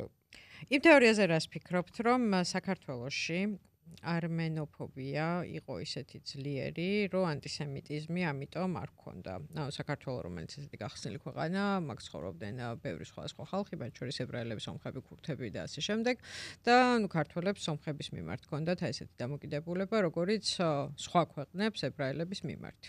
ხო, ანტისემიტიზმი სუ იყო ევროპაში, ევროპა ჩამოყალიბდა ანტისემიტიზმზე, ყველაფერი ბევრი რამე რაც მოგწონს ევროპაში არის ანტისემიტიზმით ნაკვები, მაგრამ განსაკუთრებულ მწვერვალს მიაღწია მე-19 საუკუნეში, ხო? სწორედ მაშინ, როცა დაიწყო ნაცია სახელმწიფოების ფორმირება, ხო? პროტონაცია სახელმწიფოების და მაშინაც რაც თავიდანვე ვთქვით, აი ეს შეგრძნება რომ არის რაღაცა უცხო ელემენტი, რომელიც ფინანსურად ძალიან გავლენიანი არის, მაგალითად რაღაც ბუდაპეშტის, პრაღისა და ვენის საუკეთესო უბნებში აქვთ სახლები, მაგრამ თან არ არიან ჩვენი ნაწილი, თან მათ თავის ტერიტორია არ აქვთ, თან ცალკე არის ეს იყო ანტისემიტიზმის ესე რა ქვია საფუძველი. ნუ გარდა ახლა რელიგიურისა, რაც მოდის შუა საუკუნეებიდან მოდის, ხო? მაგრამ თავარი ეს იყო. იმაშიც რა ქვია, შავი ჭირი როცა იყო ბრძვინვარებდა შუა საუკუნეების ბოლოსკენ ევროპაში, ყველაზე ნაკლებად შავი ჭირი შეეხოთ ებრაელებს და რატო შეეხოთ? იმიტომ რომ ჰიგიენის ნორმები უფრო მაღალ დონეზე ჰქონდათ დაცული ვიდრე და სხვებს, ხო? ესეც აღქმული იყო როგორ რაღაც დიდი შეთქმულებად, ხო? ამიტომ საქართველოს ხო სხვანაირად იყო ებრაული ეს ძლიერი ფინანსური ის არ არსებობდა მის ადგილს ანაცვლებდა სომხური ხო ხა თბილისის რეალური ძალაუფლება ფინანსური ძალაუფლება და პოლიტიკურიც ხო ქონდათ იყო სომხების ხელში ამიტომ ლამაზი სახლებიც რაც აქ არის აშენებული სომხი ვაჭრების დაკვეთით არის აშენებული ხო მე ქალაქის თავები ხა რომელიმე ქართულ სახელმწიფოში ამას ვსწავლობთ რომ ყველა ქალაქის თავი ერთის გარდა მთელი მე-19 საუკუნე მე-20 საუკუნის დასაწყისი იყო ეროვნული სომხი ან მერს რასაც ვეძახით ხო ყველა სამშენებლო პროექტი მათი დაფინანსებული იყო 2-3 ქართველი იყო გამონაკლისი ხო ამიტომ ხო აი ეს ამბავ ხო აი რაც თავიდანაც ვთქვით ხო ორი კომპონენტი აქვს ერთი არის რომ შენ არ ხარ სრულფასოვანი ერის წარმომადგენელი იმიტომ რომ შენი მიწა არ გაქვს და შენი ნაცი მიწას მიბმული არ გაქვს მეორე შენ ჩამოსული ხარ და მესამე ეს კლასობრივი შეუთანხმებლობა ეს კვებავს ასეთი ტიპის ფობიებს რა. ანუ მაინც ამ ფობიაში მნიშვნელოვანი ის კი არ არის რომელ ერს არ მოვიწონებ მნიშვნელოვანია ის რატომ არ მოვიწონებ ესე გამოდის ანუ საქართველოში სომხების მიმართ ეს დამოკიდებულება იყო იმ სტატუსის გამო რაც მათ ჰქონდათ და ესენი რო ყოფილიყვნენ არ ვიცი ებრაელები ქურთები ბერძნები ან რამე სხვა მათზე გადაწყდებოდა ეს ემოციური დამოკიდებულება ხო მე არ მგონია რაღაც ესენციური არის უბრალოდ ქათმის და კვერცხის ამბავია ამ შემთხვევაში ხა რაღაც სტერეოტიპები არის და მეგოი ხო აი რაღაცას დაეშენა კიდე ეს ხო იცით აი სტერეოტიპებიც რომელსაც ლიტერატურიდან ვიცით ხო მე 19 საუკუნის შუა წლებიდან მოყოლებული ეს ხო აი ამ ესეც ხო ხუმრობები იყო ხო ესეც ხო ამ უწყინარი ხუმრობებით იყო რომ სომეხი ასეთია ასეთია მაგრამ არ იყო მხოლოდ ეს ხო ხა ეს იყო ერთი დიპლომატი იყო ოლივერ ვორდროპი ალბათ გაგიგიათ რომელიც რაღაც ბრიტანეთის წარმომადგენელი იყო ისიც რომ ჩამოდის იმასაც კი ინტერნალიზებულია ქართული ესეთი ამპარტავნება სომხების მიმართ და იქ წერს ესეთ რაღაცებს რომ ესა სომეხსო მაინც არენდობიო რა ხელის რო ჩამოართმე უნდა იცოდე რომ მოგატყოს ანუ ინგლისელი წერს რა იცის ეხა მან სომეხს ჩამოართმე მაგრამ იმდენად გათქვეფილი არის ამ ქართულ საზოგადოებაში. ილიას ქვათაღაღადი წაიკითხა. იმდენად გათქვეფილია ამ საზოგადოებაში, რომ ის ამეებით ოპერირებს, ამეებით რა. მაინც ლიტერატურასა და მარტო ისტორიაზე რო არ შემოვიფარგოთ, მე მგონი ამ თემაში ძალიან მნიშვნელოვანია ორი რამ, რაც პრინციპში თანამედროვე ყოველდღიურობას და პოლიტიკასაც განსაზღვრავს, ხო? ერთია არმენოფობია პოლიტიკაში, იმიტომ რომ მე არ მახსოვს ქართველი პოლიტიკოსი, რომლის მიმართაც ცუდი განწყობის შექმნა უნდათ მათ ოპონენტებს თუ მტრებს და არ ყოფილიყო ვერსია, რომ ის არის ოფური წარმომავლობის სინამდვილეში, ვიღაც ბებია ყავდა, გვარი ეკადაკეთებული და ასე შემდეგ. ყველა პოლიტიკოსის მიმართ ეს ბრალდება ბჭყალებში, ისმის ხოლმე სააკაშვილი იყო ამის კაი მაგალითი, ბოლოს მე მგონი რაც ვნახეთ თუ ამის მერე კიდე რამე არ იყო რაც გამორჩა ბამუკა ხაზარაძეს დასტევდნენ პროპაგანდისტული მედიის წარმომადგენლები და ეკითხებოდნენ რომ ხო ნამდვილად სომეხი ხართ რატომ მალავთ ამასო ესეც ინსტრუმენტალიზებულია პრინციპში და რაღაცა შეგვიძლია ვთქვათ რომ ნაკვებია და რაღაც გამოყენებული ტექნოლოგიების ნაწილია მაგრამ რატო ვარდება ჟარგონზე რო ვთქვათ საზოგადოება ყოველთვის ამ მარტივ და იაფფასიან ტრიუკზე ხო რატო იჯერებს თუ არ ვიცი რატო იყიდება ეს იაფფასიანი პოლიტიკური ტექნოლოგია რომ ვიღაცა რომელიც არ მოგწონს სინამდვილეში სომეხია ეს არის ამის ახსნა ვიღაცა პოლიტიკოსი ხო აი ამ ყველაფერში რაც ვილაპარაკეთ ეს ყველაზე მდაბიო რამ რაც გჭირს არ ვიცი ხდება ბოლო 10 წლეულები მეტი ეს არ არის ბოლო პოლიტიკა არ არის ხო ეს ბოლო 20 წლის ამბავი შენ სინამდვილეში სომეხი ხარ მაშინ ასე რატომ ხო მაგრამ ახლა ამან მიიღო ეს რაღაც ესეთი კიდე უფრო მდაბიო და ფარისევლური ასპექტი რომ ის კი არ გერჩი რომ სომეხი ხარ რატომ მალავ ამას ხო შალვარ ამის შვილმა იცის ხოლმე ამ რაღაც ესეთი ყველაზე უფრო ამაზრდენი ფორმით ამის კეთება და სხვემას, ხო ის კი არა, სომხობაში კი არ არის პრობლემა, შენ ამას მალავ და ასე შემდეგ. ამიტომ ეხა იმისი თქმა რატო ეგებიან ამას ყველაფერი იმის გამო, რაზეც ვილაპარაკეთ, ხო, რომ ეს არის სამწუხაროდ ის რო იმაზე რო ვილაპარაკოთ, რაც ვკითხოს, დაწრეტილ ფორმაზე, ყველაზე ძირში რაც არის, ყველაზე ლექი რაც არის და ყველაზე საშინელი რაც არის, ეს არის, ხო? ყველაზე მარტივი რაც არის. დაზდიო და ეძახოს. იმდენად ხა მე არც კი ვფიქრობ, რომ ფაქტობრივ ნაწილზე ამაზე ლაპარაკი, ყველას ყავს სომეხი ნათესავი, ყველას ყავს, ხო? და სადღაც ამის ხაზგასმაც კი აბსურდი არის, მაგრამ აი ხა ეს ახალი ეს დაიწყეს რომ შენ ამას მალავ რომ აი რაღაც შეთქმულების ისმი ხო ხა შეთქმულება სადაც ხა პარლამენტარი მასონებზე ლაპარაკობს და რაღაც ესეც ხო ამის ნაწილი არის. ნუ სამწუხაროდ მარტო ხელისუფლებას არ ეხება, ხა კიდევ ნახე ერთ-ერთმა ოპოზიციონერმაც კი, მე მგონი ამ ცოდვაში ყველას აქ თავისი წვლილი შეტანილი. ესეთი რაღაცა ინსტინქტია, რომ გეგონება რომ პირზე გინდა რომ აი თქვა და რამდენად შეიკავებ თუ არ შეიკავებ ამას თავს ამაზე ხო, ჩემთვის აღმოჩენა იყო, როცა ჩემმა შვილმა თქვა, რომ აღარ მახსოვს მაგის კლასელი თუ უფროს კლასელი სკოლაში ერთმანეთს ეძახდნენ, რომ შესომეხო, იმიტომ რომ აი ბავშვებთანაც თუ იყო ეს ჩასული, დღესაც თორე რომ რაღაც ჩვენ ბავშვობაში იყო ეგ არ მეკონა მოკლედ და აღმოჩნდა რომ უარგუმენტოდ სომხის დაძახება როგორც ისეთ შეურაცხმყოფელი სიტყვის ბავშვებშიც კვლავ არის და ეგ არ არის კარგი ამბავი. ბევრი რაღაცა განახლდა ისეთი რაც გვეგონა რომ ჩაბარდა ხო, რაც გვეგონა რომ ჩვენი ბავშვობის ნაწილი იყო. მეორე რაც მგონია რომ ასევე ძალიან მნიშვნელოვანია არის აი ამ ეპიზოდსაც რომ გეგმავდით, ფიქრობდით რომ აი სომხური თემის წარმომადგენელი ხო არ გვყავდეს სტუმრად, იმიტომ რომ რაღაცნაირად სულ გვავიწყდება ხოლმე, უბრალოდ ეს ადამიანები ჩივიან და ალბათ მართალიც არის ეს ჩივილი, რომ ჩვენი საზოგადოების სტატისტიკის გადამოწმება მინდოდა, მაგრამ ვერ მოვასწარი, რა ნაწილია ეთნიკური უმცირესობები. ხო, ძალიან დიდი ნაწილია და ძალიან დიდი ხანია აქ ცხოვრობენ და სრულიად ისეთივე მოქალაქეები არიან, ის მიუხედავად როგორი გვარი აქვთ პირ დოკუმენტებში, როგორიც ეთნიკურად ქართველები, ხო, იქნებია ეს რაღაც ეთნიკურად სომხები თუ ეთნიკურად აზერბაიჯანელები და ასე შემდეგ. აი ეს დამოკიდებულებები, მე მგონი თუ ვინმეს აზიანებს და ხელს უშლის სრულფასოვან და ხარისხიან ცხოვრებაში, არიან სწორედ ეს ადამიანები, ხო, ვინც აქ დიდხანს ცხოვრობენ, სრული უფლება აქვთ იყვნენ ამ ქვეყნის ღირსეული მოქალაქეები, მიიღო ყველა ის სიკეთე თუ უბედურება, რასაც იღებენ ეთნიკური ქართველები, ამ ქვეყნის მოქალაქეები, მაგრამ მაინც სულ უწევთ იმის მტკიცება, რომ ჩვენი ეკლესიაც ისევე დასაცავია, როგორც თქვენი ეკლესია, ჩვენი ენაც ისევე უნდა შეგვეძლოს ვასწავლოთ ჩვენ შვილს, როგორც სახელმწიფო ენა და ასე შემდეგ. ამ პრეტენზიებიდან ნაწილი, უბრალოდ ჩივილებიდან ისმის ხოლმე როგორც პრეტენზია, რომ რა უნდათ ახლა ამათ, რატო არ სწავლობენ ქართულ ენას, რატო არ არიან საკმარისად ადაპტირებულები და ასე შემდეგ და მეორე ნაწილი არის ხოლმე ის, რასაც სახელმწიფო არასოდეს არ ისმენს, ხო, რის გაკეთებაც მარტივად შეიძლება და ყოველთვის უკეთესი იქნება, მაგრამ არა აკეთებს. არა, ხო, მათ შორის ეკლესიები ახსენეთ და პირდაპირ მნიშვნელობით მითვისებული ეკლესიები არის, რომელს დაბრუნებაზე არანაირ ლაპარაკი და არის რაღაც გადაქცეული რაღაცნაირ სავაჭრო ობიექტად ეს.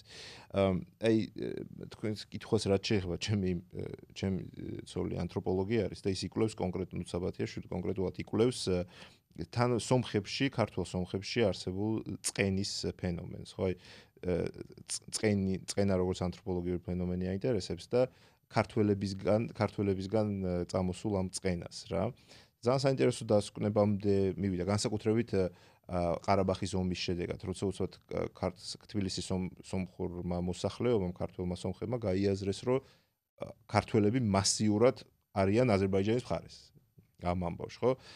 მე ამას ემატება სოციალური მედია TikTok-ი განსაკუთრებით აქტიური გახდა და აი ეს რაღაცნაირი ეს წყენის ბუშტი უფრო და უფრო დიდი ხდება. უფრო და ამას რო ხედავენ, აი ძალიან დიდი ტრაუმას განიცდიან და ეხა იგივე რესპონდენტები თუ ხალხი ვისთანაც მუშაობს, თუმცა ნახულობს რომ როგორ სასოწარკვეთამდე მიდიან ახლა ზუსტად აი ამ დღეებში ეს ფეხბურთის ამბავი საერთოდ კულმინაცია იყო მათთვის და ძალიან ძიმეთ აღიქვამენ ამას, იმიტომ რომ ეს მთელი მათი იდენტობა ამაზე იყო ჩვენ ძირითადად ხო შერეული ოჯახებია, ხო აქ ძირითადად ლაპარაკი არის დედა სომეხია ეთნიკურად, მამა ქართველია და შვილები ყავთ, რომლებიც აი გაზრდილები არიან ამ ორივე არიან, ხო? ხო, მე მგონი ჯავახეთშია უფრო ისეთი ერთგვაროვანი ოჯახები, როცა დედა და მამაც ძირითადად ეთნიკურად სამხები არიან. ხო, სხვანაირია, თორე ურბანულ დასახლებებში მე მგონი შერეული ოჯახებია უფრო მეტად. ხო, და აი ისეთი კითხვები, რომელიც მანამდე არ ჩდებოდა, დედა მე სომეხი ვარ თუ ქართველი ვარ, ხო, რაღაც უცბად დაიწყო ამაზე ლაპარაკი, რომ აი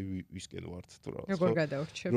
რა ჯობია ჩემთვის. გაჩნდა ეს ფოთიც რა, ეს ფოთვა, რომ ფლათ ისე უსაფრთხო აღარ არის როგორც მეგონა. ახლა არ მინდა ხაზგასმა ასეთი ფორმით, მაგრამ არის ცვლილებები. აი, არის ახალი წყენები, რომელიც მანამდე არ ვიცოდით, თუ ძველი წყენების გამოხატულებებს პოულობს. ორივე მე მგონი ის რა არის, აი ჩვენ ხო გონია რომ თითქოს 90-იანების დასაწყისი რაღაც წვერო კულმინაცია იყო ამ ნაციონალიზმი, რომ ის თუ გამოცადე იმაზე უარესი რა უნდა იყოს, მაგრამ როგორც ჩანს რაღაც ასპექტებში არც ასე ცუდად არ იყო საქმე მაშინ.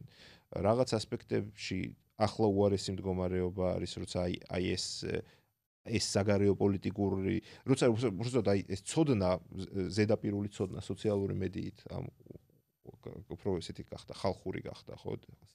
რატომ ასუ TikTok-ს უსვამე ხოლმე ხას რა, იქ არ ვიცი იქ რა ხდება, მაგრამ მე არ ვიცი არ მაქვს TikTok-ი. არც მე, მაგრამ ესე ვიცავ ჩემ ფსიქიკურ ჯაბს. ხო, აი ესეთი არის და ისინი ვერიც, მე უბრალოდ ამაზე შეჯდები და უკვე ვეღარ გამოდიხარ აი ამ კი, მე ალგორითმი მოჯატებულ წრეში გატრიალებს და ასე რომ აი საინტერესოა რომ ეს 2020 წლის ყარაბაღის მეორე ომი რაღაცნაირი კატალიზატორი აღმოჩნდა, ახალ მასზე გადავიდა ეს ყველაფერი რა, სადაც ბევრი ახალი ფაქტორი არის, ეს ჩვენი ახლანდელი ხელისუფლების ფაქტორი, ომის შიში იქნება, ტერიტორიების ამბავი, აი ალბათ ანთროპოლოგების საკვლევიც არის ახლა, აი ახლა რა ხდება რა.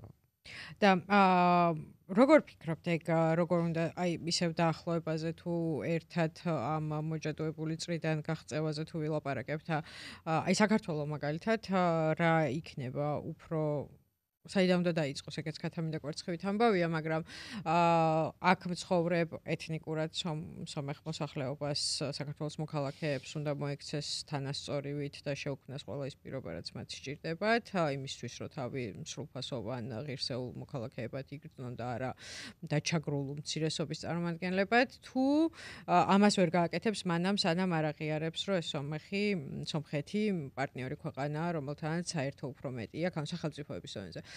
საერთო უფრო მეტი აქვს ვიდრე განმასხვავებელი და ჯობია ამ ეროვნული ამოცანების შესასრულებლად ითანამშრომლო. ხო, მე მგონი ცოტა ისე ტერიტორია, სადაც მე ვთქვათ კომპეტენტურად არ აღვიქვამ თავს, მაგრამ მე მგონი ორი სხვადასხვა პროცესი არის და ერთმანეთთან კავშირში რაღაც ხრივ არის, მაგრამ რაღაც ხრივ მე მგონია რომ ანუ მე არ მგონია რომ ეს საგარეო პოლიტიკური თემა არის, როცა ჩვენ ვლაპარაკობთ ჩვენს მოსახლეობაზე, ხო, აი ამისი დაშვებაც ჩემთვის რაღაცა წარმოუდგენელი არის, ხო, რა შუაშია საგარეო პოლიტიკის. ანუ მესმის რა. ხო, მაგრამ ეს ხო სახელმწიფომ უნდა გადაწყვიტოს ერთდროულად, შეიძლება ორმა სხვადასხვა სამინისტრომ, ხუთმა სხვადასხვა სამინისტრომ, მაგრამ ხელისუფლებამ როგორც ესეთმა უნდა გადაწყვიტოს რას ვაკეთებ შინ და გარეთ. ხო, მე მგონია რომ შინ უნდა აღსრულდეს სამართალი, უნდა რაც სომხის არის, უნდა ეკუთვნოდეს სომხური ეკლესიის. ზუსტად, ამ აქტუალსაზრისით უნდა მოხდეს ინტეგრაცია. ხა იცი რა, მე ამიტომ არ ვლაპარაკობ ჯავახეთზე, იმიტომ რომ სხვა სპეციფიკა აქვს, ხო, აბსოლუტურად სხვა. იმდენად არაინტეგრირებული არის ის საზოგადოება საქართველოსთან, რომ ყველა ხელისუფლების ეროვნული ამოცანა უნდა ყოფილიყო, რომ ამის ინტეგრაცია მოსულ. ოღონდ ინტეგრაციას კი არ გულისხმობ რაღაც ფაშისტურ მაგას კი არ მას კი არ გულისხმობ, გაქართველებას კი არ გულისხმობ, არამედ ინტეგრაციას სახელმწიფოში, იმიტომ რომ ძალიან სამწუხაროდ ინტეგრაციას 90-იან წლებიდან მოყოლებული მასე აღიქვამდნენ, როცა მასობრივი ნათლობები ხდებოდა თუ აჭარაში რაც აი ის იყო ინტეგრაცია, მაგრამ ეს არ არის ინტეგრაცია, ხო? ეს არის ბევრი სახელი აქვს ამას და არც თუ ისე კარგი სახელები, ხო? ამიტომ ეხლა როცა თბილისზე ვლაპარაკობთ, სხვა სპეციფიკა აქვს და სხვა რაღაცაზე ელაპარაკი ამ შემთხვევაში. ხო, მაგრამ ჯავახეთი მე მგონი მნიშვნელოვანია იმ თვალსაზრისით, თუნდაც ეხლა რა კონტექსტშიც ვართ, ლეგიტიმაციის პრობლემების მქონე არჩევნების შემდეგ, ხო, იმიტომ რომ ერთ-ერთი რაც მაგალითად დამკვირვებლებს ჰქონდათ შოკი, იყო ის, რომ არსებობს მათ შორის ჯავახეთში ადგილები, სადაც უბრალოდ არც ერთი ქართული სიტყვა არ ისმის და კუნძულებივით არის ეს ადგილები, ხო არავინ იქ არ ჩადის და ვინც ჩადის და ამბობს მე ვარ ხელისუფალი, ვინც არ უნდა იყოს ის არის მეფეც, ხელმწიფეც და ბატონიც და ყველა მისი ნება აღსრულებულია, ხო? ანუ ესეთი ტერიტორიები როცა გაქვს არ ვიცი, სალაპარაკო ამაზეც. ხო, ოღონდ აი ახლაც არჩევნების შემდეგ ჩვენ ხან იყო საფრთხე რომ ეს ცოტა აქაც იყო კი საფრთხე რომ მთელი ცოდვები მთელი ქვეყნის დაბრალებოდა თუ უმცირესობებს ღარიბებს და ასე შემდეგ. ხო, სიამოვნებაში კარგად რომ ჩაეძიო, საბოლოოდ ყოველთვის აღმოაჩენ იმას რომ ჯავახეთში კი არის, ნებისმიერ სადაც მე მაქვს იქაც ასე ქართველების უმრავლესობისთვის არჩევანი როგორც ფენომენი არ არსებობს, რასაც ეტყვის სოფლის თავი, იმას აძლევს ხმას, ხო? ყოველთვის ასე იყო და არაფერი ამაში არ შეცვლობოდ საფრთხე იყო რომ ეს ლიბერალური ნაწილისთვის საქართველოს მოსახლეობას ამის ინსტრუმენტალიზაცია მოეხდინა, თქვა, აი ისევ ეს შეგრძნებები ყოფილიყო წამყვანი. სხვა შორის იგივე მოხდა კოვიდის დროს, თუღაც ჩემი ერთი სტუდენტია, რომელსაც ძალიან კარგი საბაკალავრო დისერტაცია დაიცვა ამ თემაზე. ესე იგი პირველი ჩაკეტეს მარნეული. ხო, კოვიდი როგორც აი ამ ქსენოფობიური თუ შოვინისტური შეგრძნებების არენა. ხო, პირველი მარნეული ჩაკეტეს, ხო და თან ისე ჩაკეტეს ჯარით და ჩიტივერ შეფრინდებოდა და ხალხი ეთხოვდა რაღაცა გოგუშვით მწვადილს გავყიდით და ევდებოდა და არა. მანდაც ხო იგივე იყო, გარდა იმისა, რომ აი რაღაც თითქოს რაღაც ესენციური ამბავი იყო, თქვა აზერბაიჯანის სომხეთიც იყო იგივე, რომ აი ისინი არიან გამავრცელებული, ამას მე შეთქმულება უამრავი რაღაცა, ანუ ნიადაგი არის ძალიან ნოყიერი მაგის თქმა მინდა რა, რომ ყველაფერი რაც ხდება ქვეყანაში ფეხბურთის დაწყებული პანდემიით დამთავრებული ინტერპრეტირდეს ამ შოვინისტური, ქსენოფობიური, armenofobიური თუ რა ნებისმიერი ფობიური ლინზით. ანუ ჩვენი ამოცანა უნდა იყოს ამ ნიადაგის ესე ვთქვათ საპირისპირო არის განყამირება კი არა და მე გაყამირება. აი ზუსტად მაგას ვიკითხავ ბოლოს. თქვენ წარმოადგენთ აკადემიურ სფეროს, ხო, უნივერსიტეტში კითხულობთ ლექციებს. ერთი არის საკეთებენ პოლიტიკოსები, აქტივისტები, არ ვიცი, დიპლომატები და ასე შემდეგ, მაგრამ მეორეა რა შეუძლია ესეთი რთული პრობლემების გადაწყვეტაში თუ რთული ურთიერთობების გამოხლართვაში აკადემიურ სივრცეს და ჩვენ მე ძალიან მაინტერესებს ხოლმე აკადემიურ სივრცეებში რა ხდება, მაგრამ შედარებით იშვიათად გვყავს ხოლმე ამ სივრცის წარმომადგენლები, ამიტომ ახლა ვისარგებლებ ამ შემთხვევით და გითხავთ, აი თქვენ ამ მეცნიერების როლს მაგალითად როგორ ხედავთ, რა შეუძლია გაამარტივოს და რა გაართულოს პრინციპში ამ ურთიერთობებში აკადემიურმა მსჯელობამ, კვლევებმა, განხილვებმა მან ორი ნაწილი ალბათ აკადემიაზე როცა უნივერსიტეტზე როცა ვლაპარაკობთ, ერთი არის საგანმანათლებლო და მეორე კვლევითი. კვლევით გულისხმობ ამ შემთხვევაში. ხო, იცით, მოდი საგანმანათლებლოსაც უსვათ. მაგრამ საგანმანათლებლოც საინტერესოა, იმიტომ რომ ხა იყო, მე მგონი ერთ-ერთი შემთხვევა, რომ უნივერსიტეტს, რომელსაც უნიკალური პროგრამა აქვს, სადაც სომხები და აზერბაიჯანელი სტუდენტები ერთად სწავლობენ, მე მგონი USAID-ის გრანტების გაყინვის პერიოდში საფრთხე შეექმნა ამ პროგრამის განხორციელებისას. ანუ ესეც მნიშვნელოვანია, ხო, ეს პოლიტიკა ზოგადად ადამიანებზე და აკადემიაზეც მათ შორის როგორ ახდენს გავლენას, მაგრამ ხო, აი თქვენ შემთხვევაში ალბათ რამე სხვა გამოცდილება. მაგალითად მე ვარ სოციალური მეცნიერების სკოლის დეკანი და რამდენი საგანსაც ვასწავლი რა და მათ შორის ერთ-ერთი საგანი ვარ ქართული აზრის ისტორია. ანუ ქართული აზრის ისტორიის ამოცანა, რასაც ჩვენ ვაკეთებთ ხოლმე, რისთვისაც შევქმნით, არის რომ ხელახლა აღმოაჩინონ სტუდენტებმა თავის იდენტობის ფუძემდებლური ტექსტები, ოღონდ არა რაღაცა ექსკლუზიური პერსპექტივიდან, რითაც ვსწავლობთ, არამედ მულტიპერსპექტიული იყოს, ხო? მაგალითად, როცა თბილისზე ვლაპარაკობთ და 80% ამასეთ მე-19 საუკუნის თბილისს აღმოაჩინოთ რამდენად მართლმრავალ რა როლი ჰქონდათ აი იმავე ქალაქის თავებს მაგალითად ამაში, ხო? აი რანაირად იყო ერთი პროცესი, იმიტომ თქვენ ისე რომ ისწავლოთ სკოლაში, ჩათვლით რომ აი მარტო ილია ჭავჭავაძე და იაკობ გოგებაშვილი იყო და კიდე რამდენიმე და ანჩენ არაფერი არ ხდებოდა იქ, ხო? ამიტომ ამ ლაკუნის ამოვსება გვინდა ჩვენ და ძალიან ბევრ დროს ვუთმობ მე პირადად და სხვა საგნებშიც არის ეს. ხა რაც შეეხება და სტუდენტებისგან ძალიან დაგებითი. არის ალბათ ხო ინტერესი. ძალიან და შეიძლება ითქვას რომ ერთ-ერთი ყველაზე პოპულარული საგანი არის, იმიტომ რომ აი ეს შეგრძნება როცა აქვს სტუდენტს რომ რატომ არ ვიცოდი აქამდე, ხო? აი ეს ყველაზე უფრო ესეთი კმაყოფილების მომცემი არის, როგორც ლექტორისთვის, ეს სტუდენტისთვის, რომ რატო არ ვიცოდი აქამდე ეს, ხო? მაგრამ ჩვენ სკოლაში ნასწავლი ისტორია, მე მგონი მაგ ბევრი უის თქმის შესაძლებლობას გვაძლევს, იმიტომ რომ გამუდმებით ვიძახით უიეს რატო არ გვასწავლეს თავის დროზე ესე. კი, აი რომ გაიგებენ რომ არსებობდა სომხური პანთეონი, რომელიც რომელიც გაანადგურეს ფოტოშორის გამოდის საფლავის ქვები რაღაც გამოყენებული იყო. სადაც ის არის ახლა სამების სადაც დასაფლავებული იყო და არის სამებას შეეწირა თუ მანამდე გაანადგურეს. ნაწილობრივ გრძელი პროცესი იყო ეს ამბავი. ხო და ასე შემდეგ. ხო, ეხლა რაც შეეხება მეორე ასპექტს, აი მან ცოტა რთული არის რა. საბოლოო ჯამში მეცნიერების ამოცანა თუ არის რაღაცნაირი ჭეშმარიტების დადგენა, ხო, რა ბანალურად რო კლიშეთ რო თქვა, კი ესე არის, მაგრამ ასე არის თუ არა რეალობაში სხვა თემა არის, მაგრამ აი როცა შენ მიდიხარ კონფერენციაზე, ან სტუდენტის რო თქვით, რომ ერთად მოყავთ, ჩვენ ხო ჩვენი ბაგაჟით, ბარგით მივდივართ რა. ამიტომ ეს ამ ბაგაჟის მოლოდინი ერთმანეთის გვაქვს, რომ აი შენ რო ამას ლაპარაკობ, სინამდვილეში ამას იმიტომ ლაპარაკობ, ხო, ამას იმიტომ ლაპარაკობ და სინამდვილეში შენ არ გჯერა ჩემი ნარატივის, მაგრამ გინდა რომ საერთო ის მოძებნო. აი მე მგონი საბოლოო ჯამში გამოსავალი არის ერთადერთი რომ რაღაცებზე ვერ შევთანხმდებით და არა უხშავს რა. არ არის სამყაროს დასასრული ჩემთვის პირადად მართლა არ არის სამყაროს დასასრული ეს დამწერლობა ვინ შექმნა რა.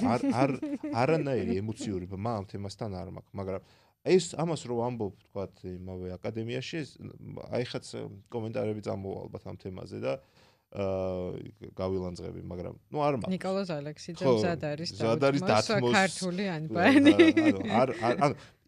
მაგრამ რა შეიძლება საქმე მაგ თემას რო ჩაყვე მაგალითად მე გულწრფელად მგონია ამ კონკრეტულ თემაზე, იმიტომ რომ მიკვლევია ეს თემა, ოღონდ არა იმიტომ რომ უნდა დამეტასტურებინა ვინ მოიგო. კონკრეტულად რო ჩაყვე, მე აბსოლუტურად არწმუნებული ვარ, როგორც წყაროთ ვცოდნე, რომ ეს არის გვიანდელი ჩანართი. ეს კონკრეტულად ეს ამბავი მე-5 საუკუნეში ორიგინალური ტექსტი არის გვიან არის ჩართული, ამაზე წიგნიც მაქვს დაწერილი. იმ კონტექსტში არის ეს გაკეთებული, როცა ეს დებატები ქართველებსა და სომხებს უპირატესობის შესახებ დაიწყო. ეს რო დავწერე გამლანძღეს სომხებმა, რომ იმიტომ კი არ წერ რომ ასე, მაგრამ იმათ პერსპექტივას მესმის, ხო, აი რატო მოგინდა ამაზე დაწერა, ხო? იმიტომ რომ აი რაღაც ის გაქვს. დაგემტკიცებინა ის რისიც გჯერა, ხო?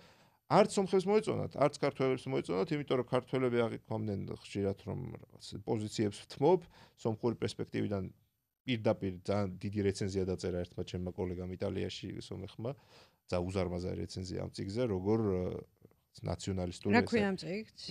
ამას ქვია ინგლისურად ბელგიაში გამოვიდა კავკასიური სქიზმის ნარატივი ეს. ეს ის არის, ხო, დიდი ხანი რო წერდით და ქართულად ბონი არც არის. ქართულად არაფერი არ მოქვს, მაგრამ დიდი ხანი წერ.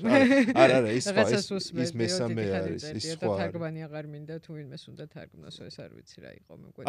ეს არის ალბათ. კი, ეს 2018 წელს გამოვიდა რა, რომელიც ამაზე, ანუ ჩემი თავარი სათქმელი ამ წიგნში იყო რა, რომ რაღაც მე-7 საუკუნეში მოხდა რაღაცა რისი მეხსიერებაც რისმა დამახსოვრებამაც თუ სწორად მეხსიერება და მეხსიერების პოლიტიკური აქტუალიზაციამ განსაზღვრა არა მარტო მე-11 საუკუნეს, არამედ მე-20 საუკუნის პოლიტიკური დღის წესრიგის და რიტორიკა და ბევრი რაღაცა, ხო და ეს ისეთი თემა, რომელიც არავის თუ შენ ეძებ ნაციონალისტურ თეთრსა და შავს, მაშინ ესეთ რაღაც არ მოგეწონება არც იქით მხარეს, არც აქეთ მხარეს რა. მე მგონი აკადემიას და მედიას რაც გვაერთიანებს ეგ არის, რომ ყველას უნდა ყველაფერი აჩვენო თეთრად ან შავად და სამყარო არის უფრო რთული. და ეგეთი მარტივი არ არის ხოლმე ყველაფრის თეთრად და შავად ჩვენება და მე ვინც ამას ამბობს, ის ილანძღება კიდეც. მაგრამ მე ის დასასრული მომეწონა, რომ შევთანხმდეთ იმაზე, რომ ვერაფერზე ვერ ვთანხმდებით, თუ ბევრ რამეზე არ ვთანხმდებით, ესე დავამთავრებ ამ ეპიზოდს. მადლობა. ჩვენთან მოსვლისთვის ნიკოლოზ ალექსიძე, ისტორიკოსი, იყო ჩვენი სტუმარი. თავში უნდა მეთქვა, მაგრამ ბოლოში განსაკუთრებული ენთუზიაზმით ვიტყვი ამას, რომ გამოიწერეთ ჩვენი არხი. თავში რომ მეთქვა უკეთესი იქნებოდა, მაგრამ ვინც ბოლომდე უყურებთ და მოусმენთ Spotify-ზე, გამოიწერეთ ჩვენი არხი YouTube-ზე. ასევე იაქტიურეთ კომენტარებში. იმ ქიდან გამომდინარე, რომ რადიო თავისუფლება ცოტა ექსტრემალურ პირობებში მაუწყებლობს კომენტარების ველი. შეგიძლიათ კომენტარებს ლაივის პერიოდშიც დაგვისვათ, მაგრამ ლაივში ვერ წავიკითხავთ, იმიტომ რომ ჩანაწერი გადის შემდეგ ლაივში და გამჭვირვალობისთვის, რომელშიც რა ცუდი უგოვნებიან ხოლმე ამას ვიტყვი, რომ არ იგრძნოთ თავი მოტყუებულად. გამოგვიწერეთ მოკლედ YouTube-ზე, გამოგყევით Spotify-ზე, დაემატეთ Instagram-ის broadcast channel-ში, რომელშიც ბმულებს მიიღებთ ხოლმე. ეგ იყო და ეგ, ესეთია 25 მარტი და შევხვდებით შემდეგ სამშაბათს, ესეთია ჩვენი გეგმა. მადლობა.